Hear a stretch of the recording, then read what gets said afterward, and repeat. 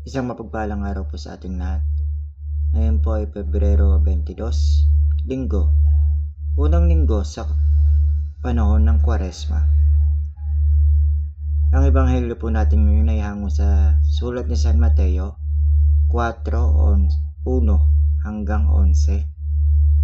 At dinala ng Espiritu si Jesus sa disyerto upang tuksuhin siya ng demonyo. Pagkatapos ng 40 araw at 40 gabing di kumakain, nagutom si Jesus.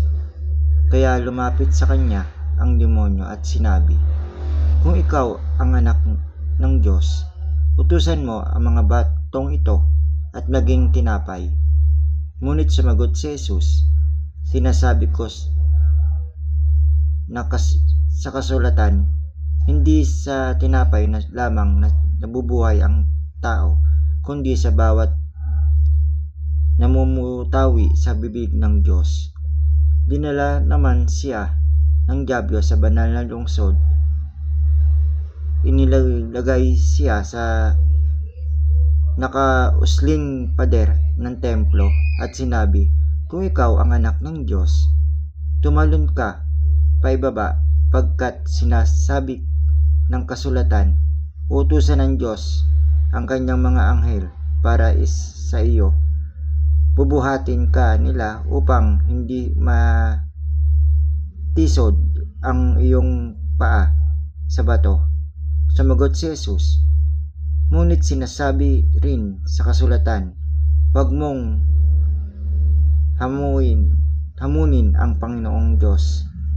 At agad na dinala sa dyablo si Jesus sa isang napakataas na bundok at ipinakita sa kanya ang lahat ng bansa, daigdig, sampunang kayamanan at kadakilaan ng mga ito, at sinabi sa kanya, "Ibibigay ko sa iyo ang lahat ng ito kung luluhod ka at sasamba sa akin."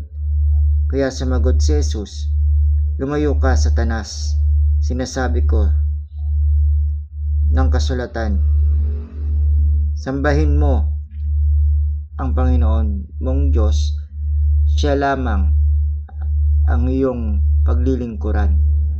Kaya iniwan siya ng dyablo at lumapit naman ang mga anghel at naglingkod sa kanya.